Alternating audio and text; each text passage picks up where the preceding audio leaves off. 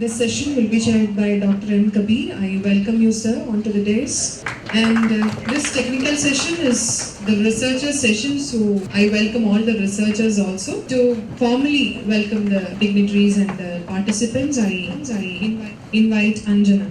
Respected dignitaries on and off the dais, distinguished delegates, and my dear friends, a warm good evening to one and all. I wish to take this opportunity to welcome all to the fourth technical session of the International Conference by Inter-University Center for Alternative Economics. And this session deals with the divergent issues of alternative development paradigms, and it aims at establishing a culture of research. We are honored to have Dr. M. Kabir, former head, Department of Economics, Government Women's College, and former fellow from the Center for Development Studies to chair the session. I welcome you, sir, to this session. It's a great pleasure to extend hearty welcome to the young intellectuals who represent the future. And I welcome Ms. Gopika Gigi, Ms. Chindu P.S., Mr. Samshir R.H., Ms. Anila R. and Mr. Karthik Agash, Mr. Adarsh, Ms. Susan Mariama Cherian, and Dr. Shyamlal G.S., Mr. Subair K., Mr. Jeffrey Mushaija, Mrs. Sanas S., and Mr. Behram Mahmoudi to present their papers.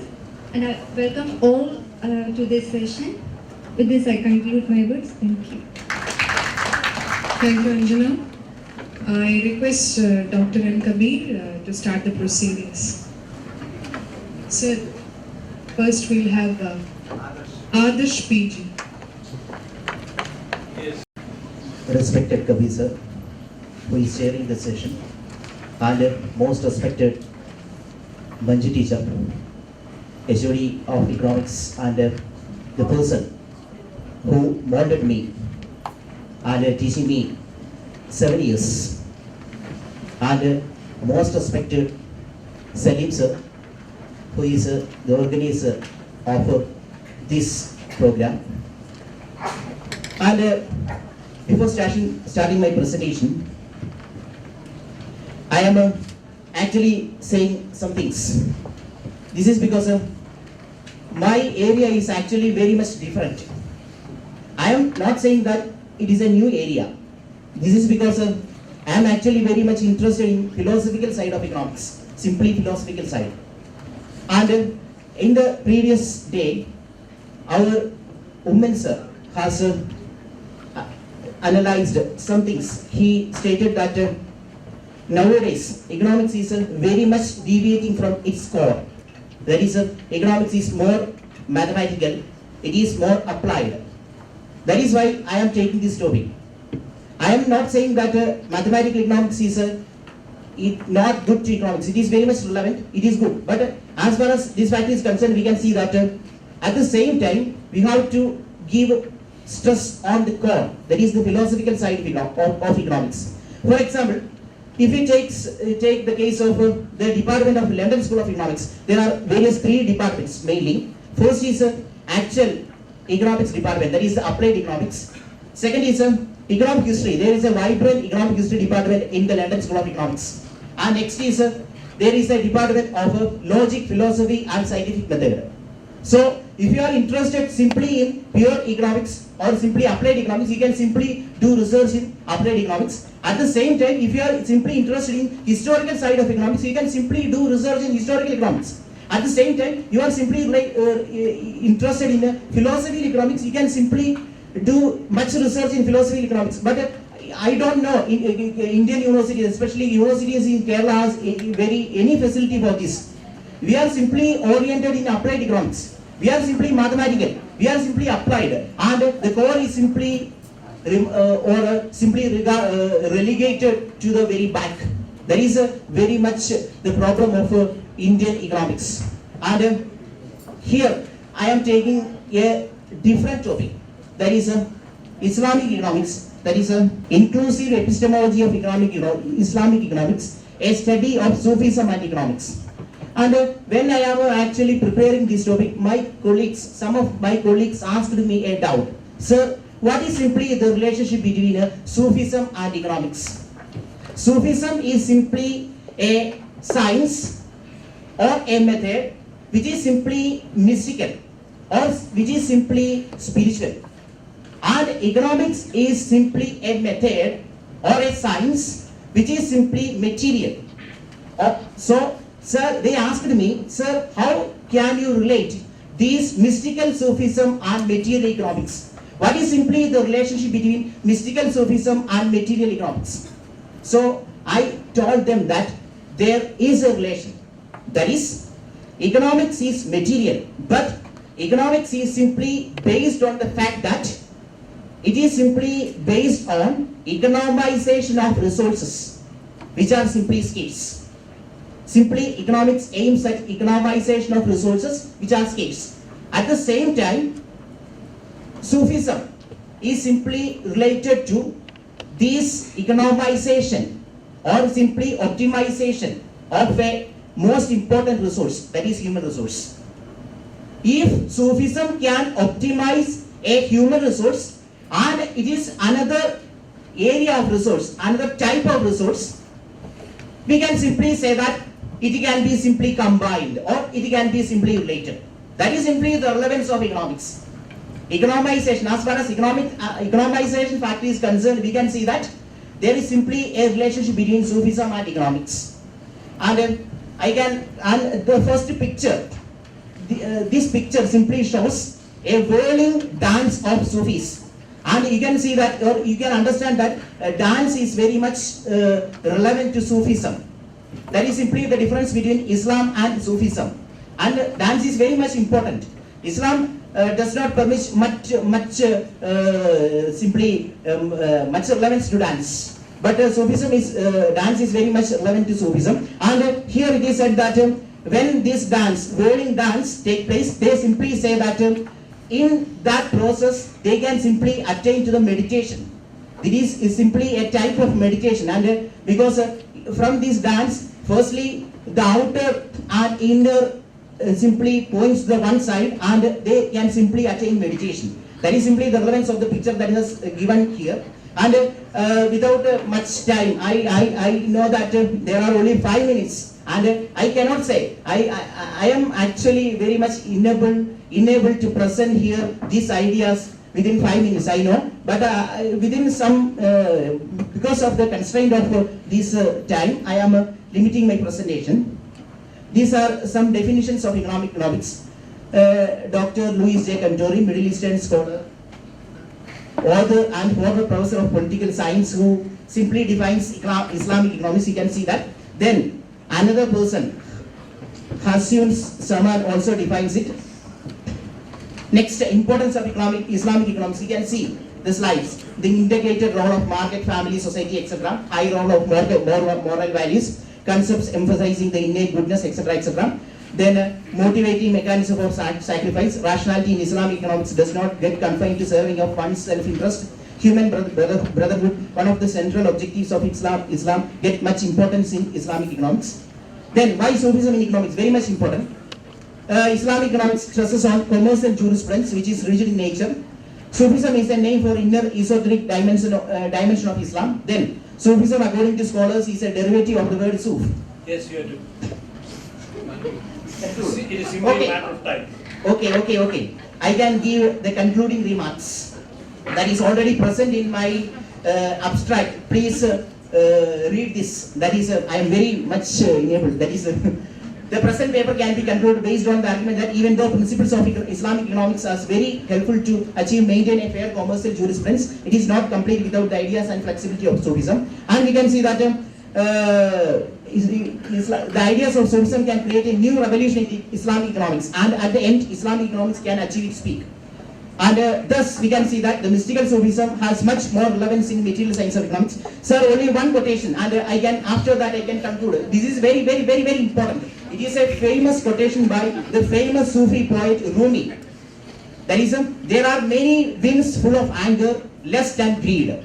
They move the rubbish around, but a solid mountain of our true nature stays. where it is always been. So I am saying that this without the rubbish around, our solid mountain should be there, and it should be states where it is always been. Thank you very much.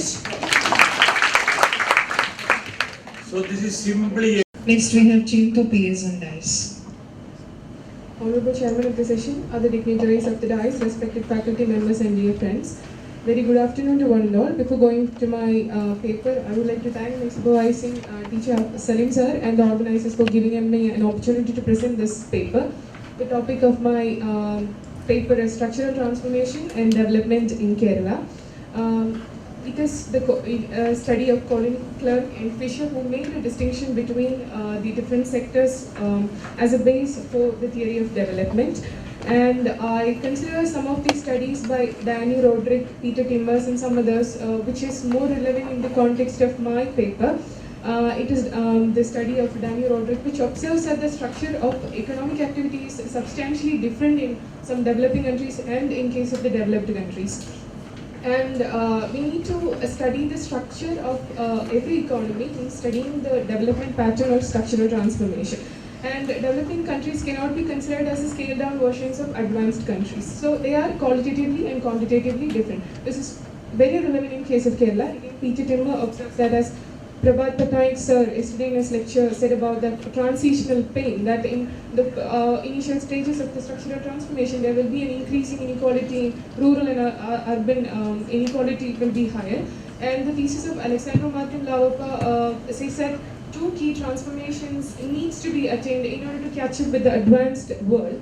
First is structural change, that is the absorption of the increased labor force in the modern sectors of the economy, and second transformation is the technological catch-up. The failure to achieve either of this transformation will left the economy in a less developed, low-income category or lower middle-income category of development. So the transformation of the economy necessitates the development of the commodity-producing sectors or primary or secondary sectors.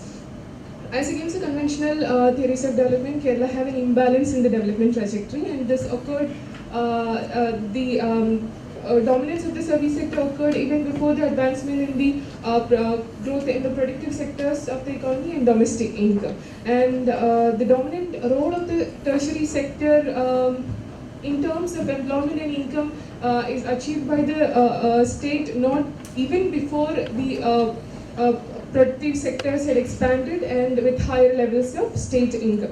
This is shown in the distribution of net domestic contribution of different sectors in the net domestic product of Kerala. I'm not going into the reasons in which why the primary and secondary sectors lagged behind these sectors due to time constraint. So the structural imbalance in the state.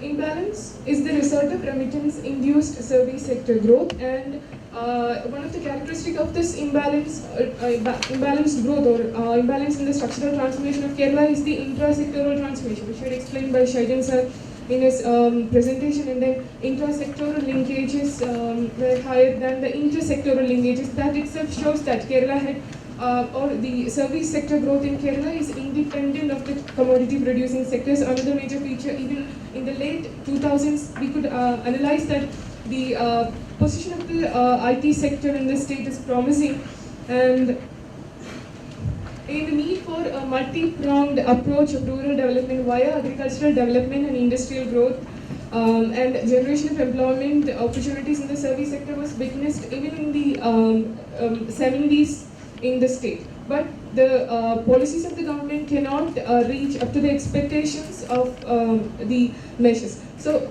this is the result. This leads to a result that Kerala ranks highest in income inequality in the rural areas. As compared to the industrially advanced states of or green revolution states or Kerala having higher income inequality. And again in 2010, Kerala's per capita GSTP in the 2005 purchasing power parity dollar shows that it is just about $4,763. So according to World Bank classification, we are in the lower middle income category of development. Accelerated growth is sustainable only if it is driven by the sectors having greater opportunities for technological progress and producing products with higher income elasticity. And for long-run sustainability of the model, there is a need to promote technology and knowledge-intensive manufacturing sectors and service sectors within the state. For that, we need a big push in investment and a higher levels of trickle-down effect also be there with the commodity producing sectors and all. And the theme of the seminar that can the past and present strategies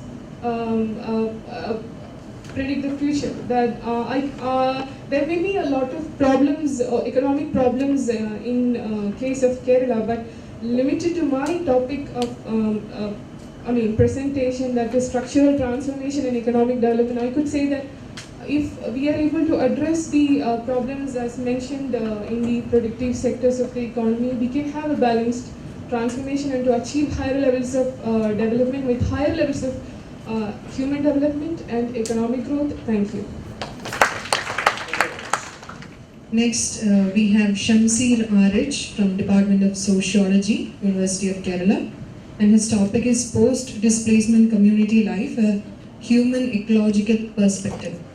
Respected Sir, Dr. Kabir Sir, and distinguished faculty members of the dais, my friends, the topic I am here to present is post-displacement life. Community life. I forgot to add something on it. Community life, a human ecological perspective. Actually, this is a joint paper written by Dr. Ushra Begum and me. So, coming to the paper, I wish to say something about the development question. How it should be. Like, I'm inculcating the much forgotten Herbert Marcuse's perspective into the scenario of development-induced displacement. First, I would develop some critique of two prominent theories in development-induced displacement. First, like an introduction, India came to the grips of technological progress ever since colonization. However, the liberalization policies in the post-90s was the point of departure that opened up the country to the possibility of large-scale assimilation of the advanced industrial society's characteristics. The state-sponsored programs of technological development, mainly in the forms of transport and communication, penetrated deep not only into the urban centers of the country, but also into the nooks and corners of the rural India too. It was in consonance with the technological advancement that the idea of development took root in the country. Then the two theories. That was actually the contribution of World Bank missions of fact-finding missions. It is a lot of studies were conducted by World Bank when they they implemented development programs in third world countries through their funds. So these guidelines have been refined over the years. They have developed so many guidelines, and it has been refined for years. In fact, the World Bank became a trendsetter in the DIDR discourses, and the two most discussed theories in DIDR, I think it cannot be shown. It's a lot of content there. The two most discussed theories are impoverishment risk and reconstruction model, and the Scudder's human ecological perspective. In Scudder's human ecological perspectives says that there are four stages of displacement have four stages. First, it's planning, initial infrastructure development, and settler recruitment, transition. Then second stage is transition, and third stage is economic and social development, and fourth stage is handing over and incorporation. Actually, the approach was developed for voluntary resettlement of the displaced people. But when it comes to development-induced displacement, it's not voluntary displacement; it's actually involuntary displacement. So the transition stage, most of the population, the World Bank studies says that most of the population could not surpass the transition stage. So the dilemma of transition stage was prominent in the Scudder's human ecological approach, but he couldn't develop the question. The meta question implicit in the human ecological approach from his own analysis. Actually, he has a very powerful negating question that would have argued against the whole system of capitalist development. So the question is, The meta question is, can a resettlement strategy, which has proven to be a failure in effectively responding to the pupils' psychosocial reactions and the resulting stagnation in their innovating capacity during the transition stage, bring about qualitative changes in the post-displacement life of an affected community? I mean, actually, resettlement claim that they can, resettlement strategies claim that they can bring development to the life of the displaced after once the displacement happen, a kind of so I mean every social relations and are broken up, a kind of paradigm shift can happen, and this can be utilized for making them more developed. So now the impoverishment risk and reconstruction model. Impoverishment risk and reconstruction model came into the DIDR discourses as a critic of this Tada's human ecological approach. The model primarily provides 8 universals, namely landlessness, joblessness, homelessness, marginalization, food insecurity, loss of common property resources, increased morbidity and mortality, and social disarticulation, under which all the dynamics of possible impoverishments could be included. Actually, what the IRR did was to obliterate the pivotal question raised by the human ecological model, that is the negating question. How can a resettlement that never addressed the psychosocial problems of the displaced, how can it give development to the people? So this was the major achievement of impoverishment risk and reconstruction model. I say achievement in a quoted sense, like it's an ironical sense. Yes. The contention of the DIDR discourses, I mean, when the IRR, the theoretical approach, the IRR theoretical approach emerged, DIDR means development-induced displacement and resettlement. So the contention of the DIDR discourses became much revealed after the uncritical acceptance of IRR model. The DIDR discourses unreservedly accepted the IRR framework because it did not contain any radical content which, if pursued, will challenge the very way in which development is conceived and executed in a displacement scenario. The DIDR discourses, by uncritically accepting this theoretical framework, signifies the contention of these discourses that pursuing such meta questions that points out the destructive nature of the kind of development that these discourses support is something that doesn't have any practical value. So now the role of social scientists. There are some critical questions that need to be posed at this juncture. What should be the role of social scientists regarding the DIDR? Sonia himself acknowledges the fact that involuntary population displacement and resettlement are frequent enough, big enough, and complex and consequential enough to merit the full mobilization of the social science conceptual and operational tools available to address it. So, should social scientists formulate or assist in formulating informed policies that would help the resettlement agencies to effectively repress the psychosocial needs of the resettlers? Actually, what is given in the name of resettlement and development is actually the repression of the very needs and the real needs of the displaced people. So should the social scientists help the resettlers, I mean the policy makers, to make the suppression or make the repression more effective? So the resettlement strategy through the lens of Marcusean technological rationality. I mean, Urban Marcuse is known as the messiah of New Left movement, which was once prominent. Then I have much time to get into the ideas of, I mean, what he is and all. So this society has surpassed its, I mean, his very radical idea was technological rationality. This society has surpassed its ideology by translating it into the reality of its political institutions, suburban homes, and okay, sir. But this is the core of my thing, sir. So just I will describe this thing and I will go to the conclusion, sir. So actually, what this theoretical approach did was conceiving displaced as a material obstacle in the way to development. Neither the utilization of administrative rather than physical controls, that is, this is a quote from Urban Marcuse. Actually, Urban Marcuse quoted from someone else too, Francois Perroux. So neither the utilization of administrative rather than physical controls, nor the change in the character of heavy work, nor the assimilation of occupational classes, nor the equalization of the sphere of consumption, or compensate for the fact that the decision over life and death, over personal and national security, are made at places over which the individuals have no control. The slaves of developed industrial civilization are sublimated slaves, but they are slaves, for slavery is determined neither by obedience nor by hardness of labor, but by the status of being a mere instrument, and the reduction of man to the state of a thing. The idea discourses reduce the man as a state of a thing. In the qualitative change, he implies that actually it's a critique of Marx. Marx said that the revolution can bring in a qualitative change to the whole world.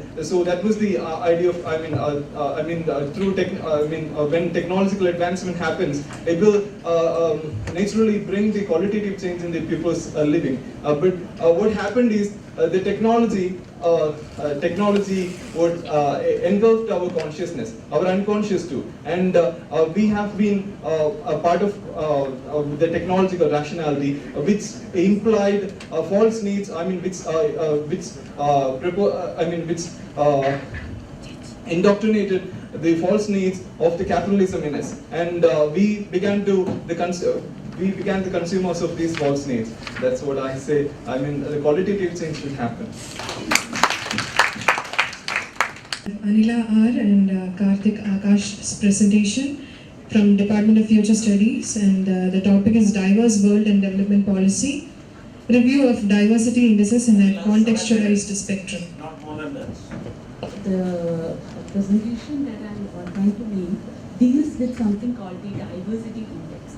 And this index was proposed in the Abhinav Kondo Committee report, which came in 2008.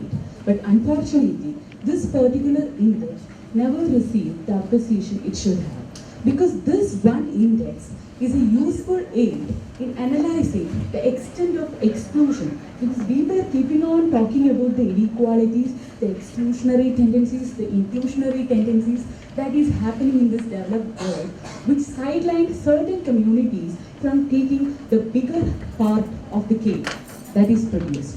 So in order to know whether there is an exclusion, we need to have some objective method by which we could delineate the groups that were excluded in this development process and those groups that were included in this process. How can we do that? It is simple logic that we can use the diversity index, which take two parameters. The first one is the eligible population to occupy a particular social space, whether that be educational institution, whether that be an institution that offers employment to the people, whether that be an institution which represents the political participation, the political empowerment mechanism in the society. So for any space, we can use these two parameters to evaluate where there is an exclusion or not. So diversity index had taken its notion from the ecological model of building the species richness. So that we always talk that we have to bring in the interdisciplinarity to this system. We always try to say that we have to get devoid of the mechanical mathematics that never appreciate the condition of a living system. So this particular index is a special case where it actually awards certain appreciation for the living systems of the society. So this index is, as I already told, is basically based on three parameters. The three parameters are actual percentage of the population who are eligible, who are in a particular space, and the number of eligible population who belong to that particular category, and also the proportion of the population, that particular community population, in the total population. So this particular diversity gap or the diversity index could be extended to social categories, whether that be religion, whether that be caste, whether that be gender. For the Government of India, this committee report had pertained only 3 social categories for the analysis using this diversity index. Now, coming towards the importance of this particular diversity index is that it simply tells you how diverse is your community. Because if you know that, if you conduct a temporal analysis of the diversity of a community at 2 points of time, then you will be able to tell whether an eligible person from a particular community was able to be at that position, which simply means that you will be able to understand the objective reality of the difference between the entitlement and the realization. So this index is a facilitating index which enables you to understand where the differences are coming in. Now, coming towards this importance, due to lack of time, I'm just focusing on the utility part of this particular index. It helps you to identify the unequal assignment of weighted preference by a political system. It also helps you to identify whether our community or our society is going back to the initial conditions. It also helps you to identify the spaces that needs a policy boost and how you can do this policy boost. If the diversity index is showing a negative aspect towards a particular community in a particular space or an institution, then you could actually incentivize that institution to take up improvement of diversity by awarding certain incentives. And also you can penalize those institutions that is detrimental to the propagation of the diversity. Now, it also enables one to have a subgroup level of identification, because whenever we try to conduct a comparative analysis of two groups, we are lost in the fact that there are certain categories within a particular community which is kept away from the realities of this inclusive group. So this index is one more because of the axiomatic system it is having. This enables both the vertical level of aggregation as well as the horizontal level of aggregation. Vertical level of aggregation means within one particular category how the inequality works or how it is detrimental to the diversity within a particular community. And also the horizontal means the problem with the public policy formulation in India, which some of the people in the development literature feels, is that they undermine the role of multidimensionality of the person on which all the development projects are being imposed. So there are basically four axioms: the axioms of positive progressivity, axiom of irrelevant alternatives, axiom of independence from irrelevant alternatives, which combined into this notion where you could use the best part of this index. We are keeping on telling that the data sets are not available, but this index can use the available data sets. And they have proposed one framework for the better implementation of the public policies at the micro and macro level by a very systematic, the framework is absolutely very systematic, but unfortunately this index is not given the appreciation that it should have. That's all. Next, we have Susan Mariamma Charian and Dr. Shamlal GS, and their topic of presentation is Energy Solutions for Mitigating Climate Change, a case study of Kerala. First privilege this session under dignitaries and my friends. Before starting my presentation, I would like to extend my sincere thanks to Abdul Salim sir and the organizing committee. This paper has been prepared by Dr. Shamlal sir and me with the aim, keeping in mind that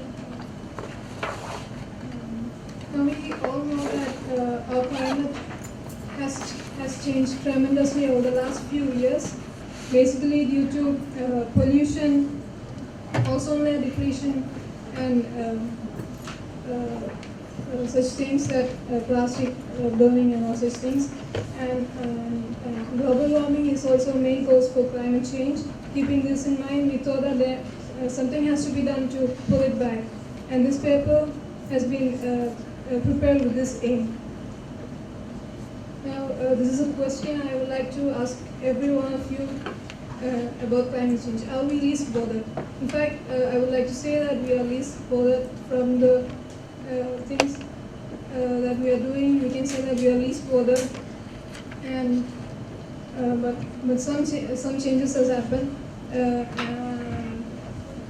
We are passing through a period which is the hottest temperature ever, and our period is being compared with the two periods that has experienced the hottest temperature ever on Earth.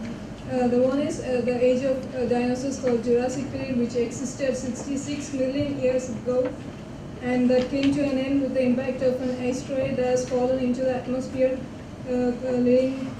killing the entire living things on the earth. And another period is Paleozoic thermal maximum, which existed 56 million years ago, which is called the period of natural global warming.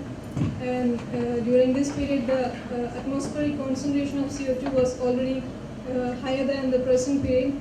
And the reason for mentioning these two periods is that our period is being compared with this, and the PE team is taken as a case study for the present rate global warming. Although the maximum rate of CO2 emission during this period was much lower, we are taking that period as a comparison. And during that period, the CO2 emission was just 1.1 GT per year, and now it is 10 times more than that. Then we have set some aims in order to reduce the CO2 emission and to reduce the use of petroleum products. If we are able to achieve these aims, we will be successful. We can reduce the impacts of climate warming by 300 years. Okay, but even if you are able to achieve these aims, the impacts that are being caused by the climate change will last for another 10,000 more years.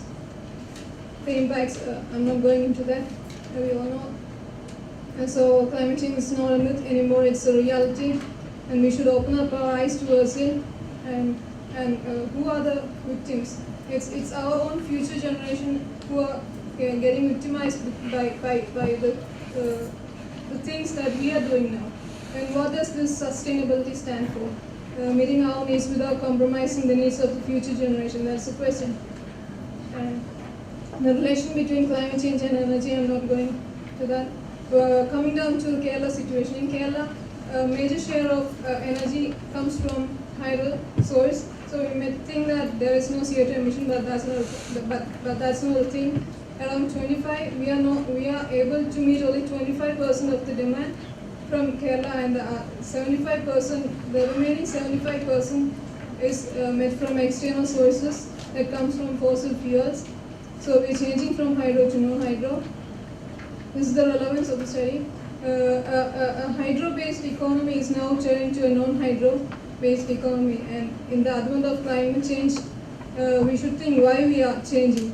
This is in fact a forced change caused by climate change impacts, because we are not able to meet the demands from our hydro energy generation, and the energy demand has also been increasing.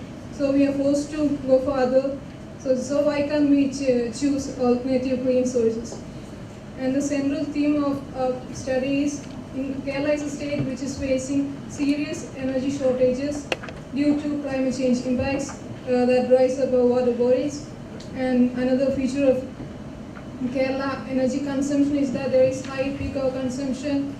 And if we can shift this peak hour consumption to other time zones and meet this consumption with alternative forms of energy, and that will be a revolutionary change. And the objectives was to analyze the cost effectiveness of such clean sources. For this purpose, we have conducted an energy audit, which helped us to stabilize the energy consumption pattern by shifting the peak hour consumption to other periods and meeting this with alternative sources. These are the energy audit being done. The normal period consumption has been divided into 3 periods in order to show that it is possible to meet a considerable part of consumption with alternative forms of energy. And it was also found cost effective because there will be a 50% reduction in the electricity bills as a result of as we convert towards solar energy hybrid homes. The hybrid homes that are being presented in our study are found to be the most viable and sustainable source with the advent of climate change instead of other options.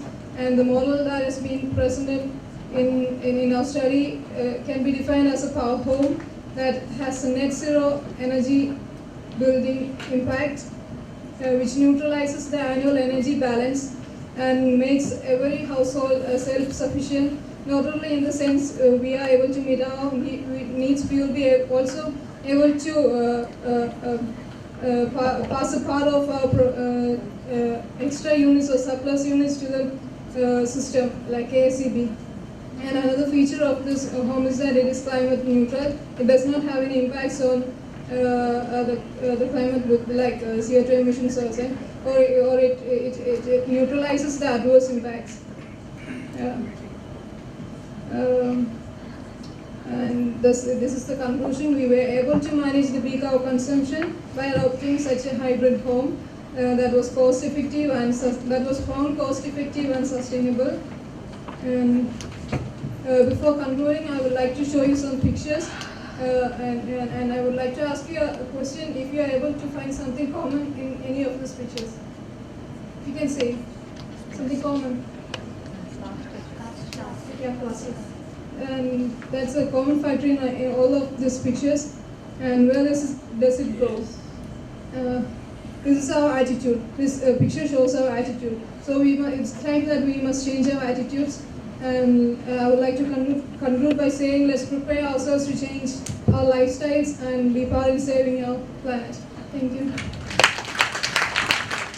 Thank you, Susan. Next is the presentation by Subair K. The topic is Challenges to Kerala's Sustainable Development, question of solid waste management in Vilappanchala. Good evening, everybody. Title of my paper is Challenges to Kerala's Sustainable Development, question of solid waste management in Vilappanchala. This paper tries to expose the inherent paradox and internal ambivalence in the centralized waste management system with the help of Vilappanchala waste issue in the context of Kerala Model Development, or KMD. This paper contains two parts. First part is Kerala Model Development, a shadowy green. Kerala's per capita income is very low comparing to many of developed countries, but the state's achievements in improving material conditions of living and indicators of social development are comparable with these countries. RI 2000. Kerala has achieved health and demographic transition and able to reduce regional and gender gaps in education, literacy and enrollment at all levels of education. However, there is a darker side to this glossy picture of KMD. A number of environmental and health issues as well as the low socio-economic status of Dalits and tribes indicate this. The social insecurity faced by women and the growing rate of sexual harassment are eclipsing the euphemism on the unique development achievements of the Kerala. There are several development and environmental controversies further revealing the internal crisis of the model. The endosulfan controversy and Pachpana anti-Coca-Cola struggles are examples. The state has failed to make permanent solution for waste handling. A large number of waste-related controversies in Kerala are a paradox to KMD. In the last decade, a rapid increase in the number of towns, which is 361. According to census 2011, 47% population of Kerala is urbanized. Institutions like hospitals, schools and colleges, markets, food stalls, slaughterhouses and marriage halls generate a huge amount of solid waste in urban places. Development is a visible component of urbanization, and this component of urbanization itself in trouble due to the unscientific and uncontrolled urbanization process, which is a kind of boomerang effect. See Ulrich Beck. To prevent the vegetables from damage at the time of transport, many layers of plastic packaging are used. Multinational companies, supermarkets produce a huge amount of waste. A large number of hotels, restaurants and other food centers are launched in different parts of the state, and people are somewhat dependent on these places for their food, which increase the wastage of food. Earlier people used to preserve leftover food, or wasted food was given to domestic animals. The consumeristic culture made it inevitable to be dependent on the bottled water and soft drinks as fashionable or an indication of social status. This trend has become a reason for increasing the amount of plastic bottles in waste. We have gone away from the habit of reusing materials, which leads to inefficient use of materials and turned to accumulation of waste. Introduction of plastic is another reason. The common notion is that Kerala is free from factories. The number of registered factories is 20,473 in 2012, Economic Review 2030. and generated about 71,000 metric ton of hazardous waste per year, CPCB 2012. Pilgrim places, temples, mosques and churches are contributing their waste share. All kinds of conferences like political parties, religious conference and even academic conferences like this generating a huge amount of waste. Nearly 30,000 kilograms of waste, biomedical waste is generated every day in Kerala, CPCB 2010. As part of the recycling and material recovery process of e-waste, I'm just reading the. Not to read out. And I actually summarized this thing. You have to read this. E-waste, lead, mercury, cyanide, and dioxin will be released. This is only 3 pages only. These have power to change the decorum of ecosystem. This waste is neither collected scientifically for recycling or reuse. The darker side of candy is more visible in the case of waste issues. Uncontrolled production of waste and lack of eco-friendly disposal facilities are the failure of the state. The poor people must pay their livelihood and dreams for the betterment of the rest. The problem of waste is a recent addition to this sub-politics in Kerala, which shows the existing system are highly inefficient. Second part of this paper is emergence of publics in the context of Vilapilshala waste controversy. The state always trying to benefit by keeping in touch with technology, which gives better life situation to a public, but it challenges other social identity, justice, right and livelihood. Varghese proposes 3 distinct categories of publics, which are scientific citizen public, quasi-publics and non-public. In the case of Vilapilshala, the waste was transferred from the city of Trivandrum to Vilapilshala. The management of waste from the city turned to be political issue for both Vilapil Gram Panchayat and Trivandrum Corporation, which led to the formation of publics around the waste controversy, deliberating its diverse aspects. Corporation has started a waste treatment plant with the help of state and central government. Waste-related issues are very much complicated, which threatening the entire life situation of the people along with the environment. See, this problem is that I have to read this, otherwise I cannot conclude.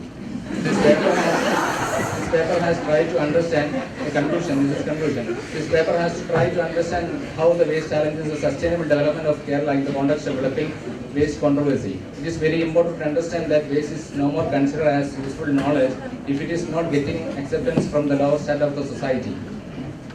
It is responsibility of the state and protect everybody's livelihood and the fundamental rights. However, it is everybody's duties to control the production of waste and the disposal of generated waste. Thank you.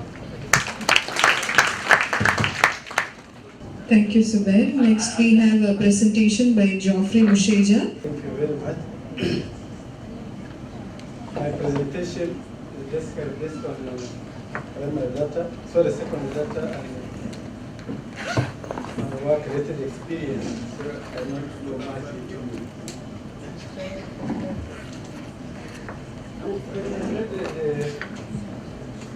the theme of the seminar. I thought about talking about small landholder farmers. Why did I thought about landholder farmers as an avenue that can provide inclusive growth, especially in developing economies, which are basically agrarian economies. So, my challenge to the audience is to go back to the basics. When you look at the development discourses or development initiative, they are linked from the basics. So one of the messages is, can we humbly and honestly go back to the basics and go back to the smallholder farmers who is presenting an economic unit that can be viably enhanced. Studies have proved that small land farms, if given the same resources and given the same support like big farms, they can do better.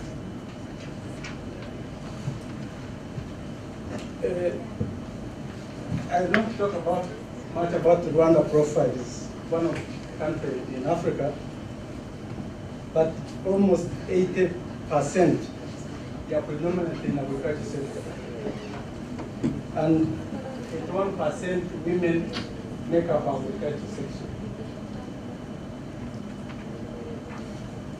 Why am I singling out women? One of the, apart from going back to the basics and attend to the smallholder farm, I see another government question about engaging women.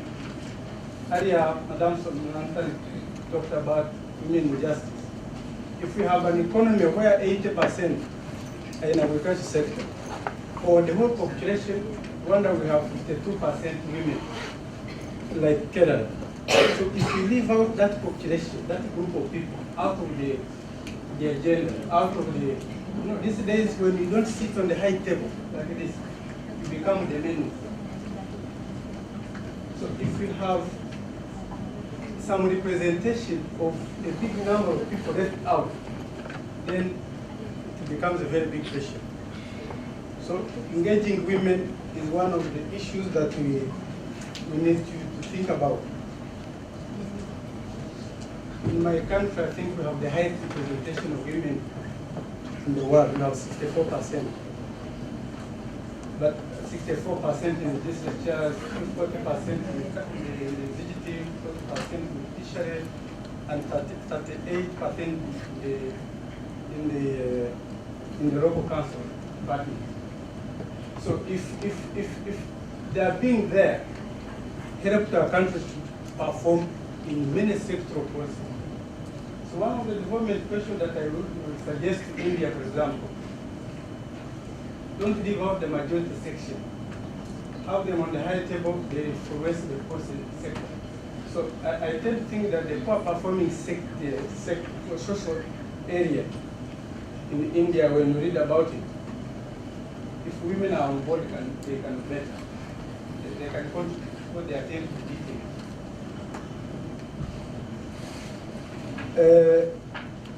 Another thing that is essential for smallholder farmers,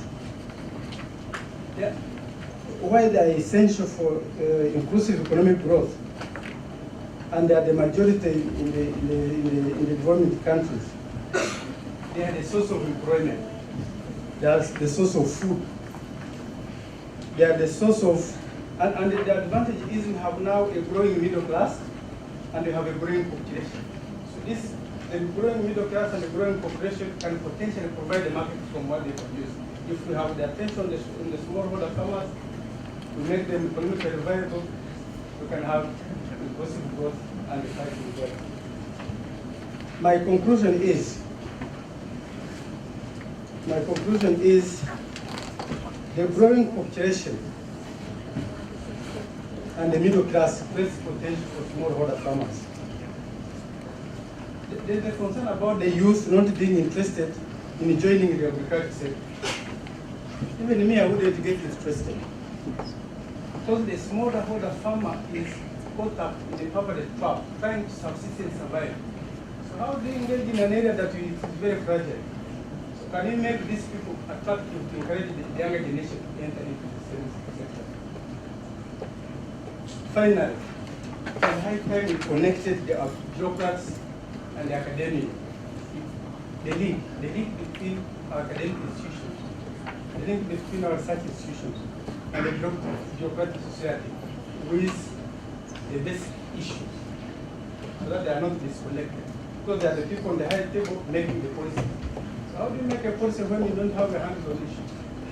Thank you very much. Thank you, Jockey. Next, we have the last presentation of the day, Ms. Sana Zes and Mr. Behram Mahmoodi. Their topic of presentation is the economic impact of female immigration, the case of female nurses from Kerala. Hello everyone. Good evening. Let me thank you all for coming here and giving me your valuable time. This paper is prepared by me and Mr. Behram Mahmoodi Masrashar. My topic is about economic impact of female immigration, the case of female nurses from Kerala. The impact of immigration on individuals, households, and regions add up to a serious impact on national economy and society. The number of international migrants each year continue to rise.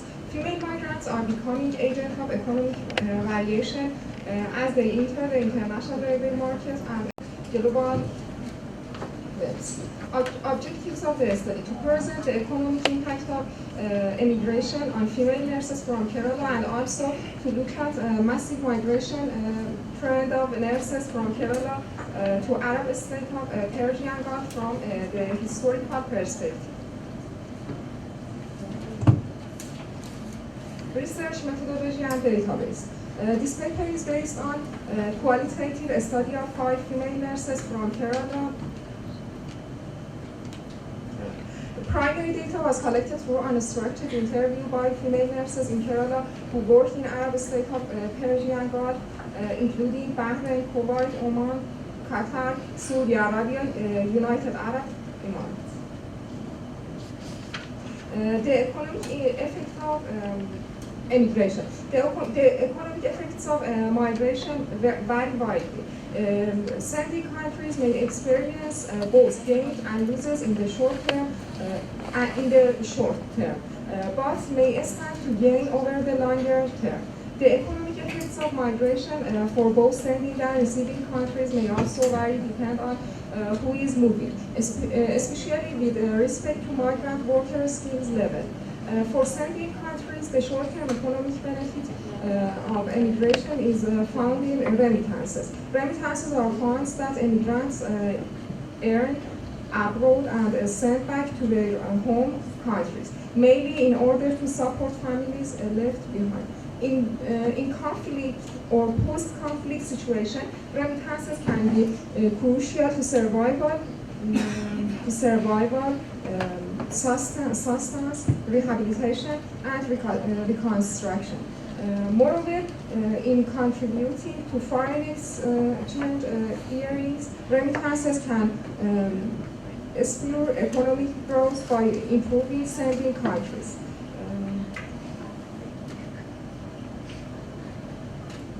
Findings and conclusion. The most important pushes of origin among return migrant female nurses was low salary in the origin, and the most important pulls of destination was high salary and saving more money.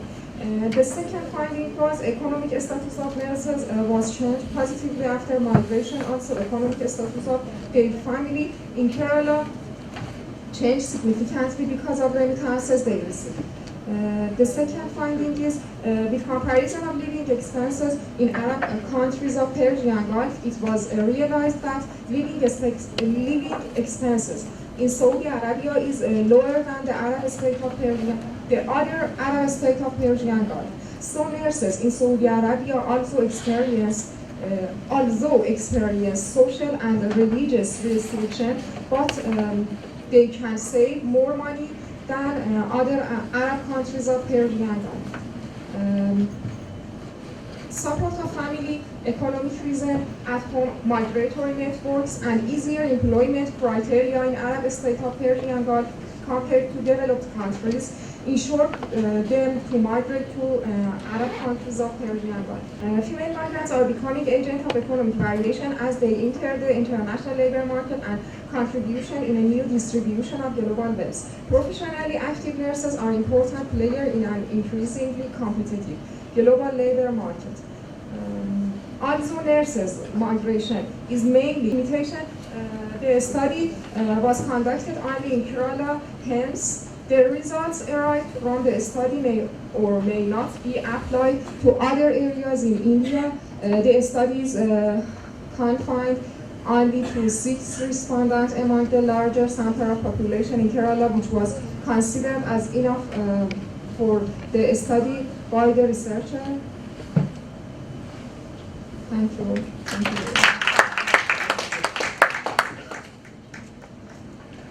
Okay, now, and Marxism.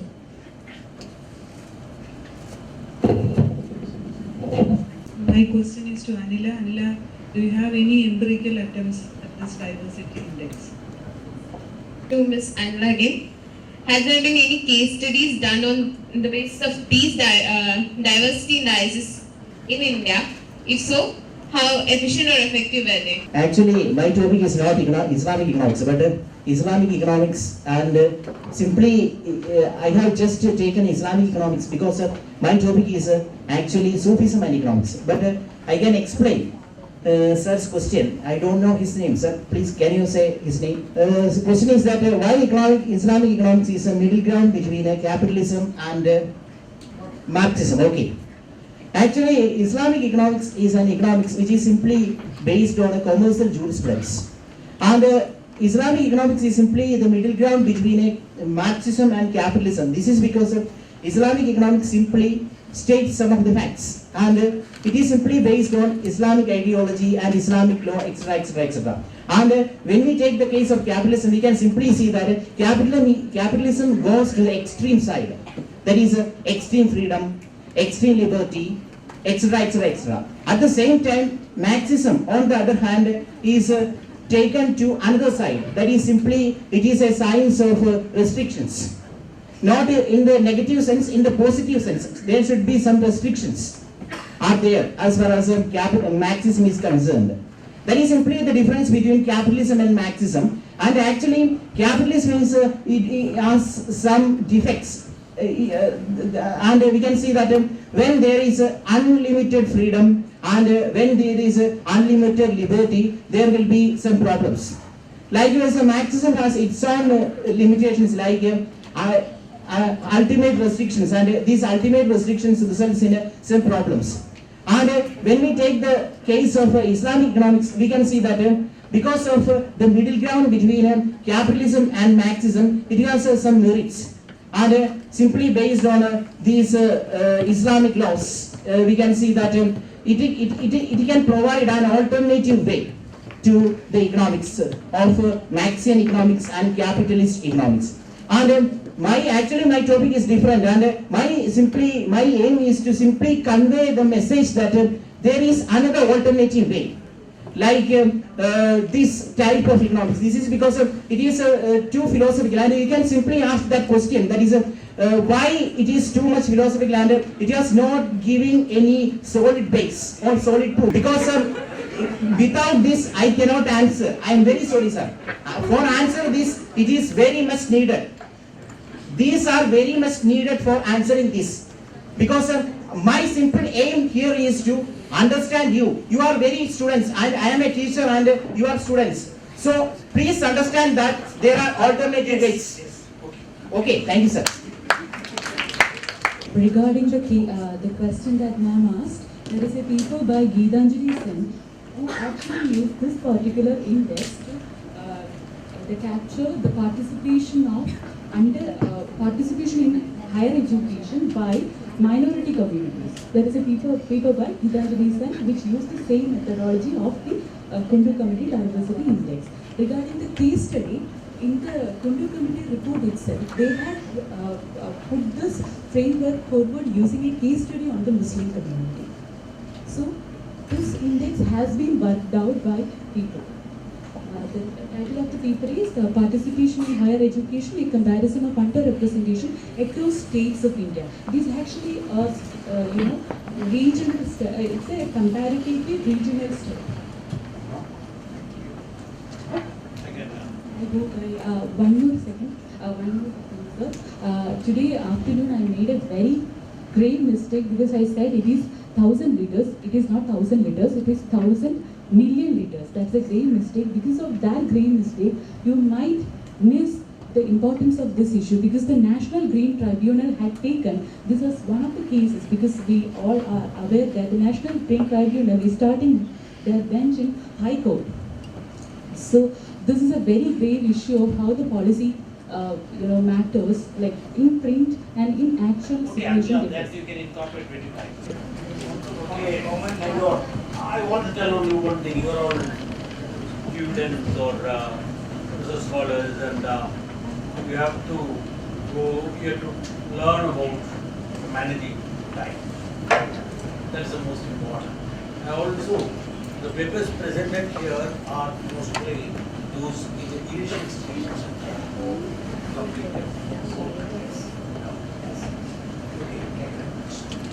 Thank you, sir. To propose the formal vote of thanks, may I invite Lakshmi? Thus concludes the fourth and the final session of day 2 of the International Conference. What we saw here was a wonderful juxtaposition of intellect and knowledge. Saying this, I would like to extend my sincere gratitude to Dr. M. Kabir for having justly chaired the session. I also thank all the research scholars for presenting the topics with vigor, commendable drive, and also for thrusting a plethora of information upon a wide-eyed audience in a succinct manner. Last but not least, I would also like to thank our wonderful audience for having been dynamic up till the concluding moments of today's technical sessions. Thank you. Thank you, Lakshmi. After such an exhaustive day of intellectual discourse and debates, at least I think we are on the right path of thinking alternative ways to our developmental issues. We look forward to your participation in tomorrow's 2 technical sessions and the valedictory session. Have a very good evening.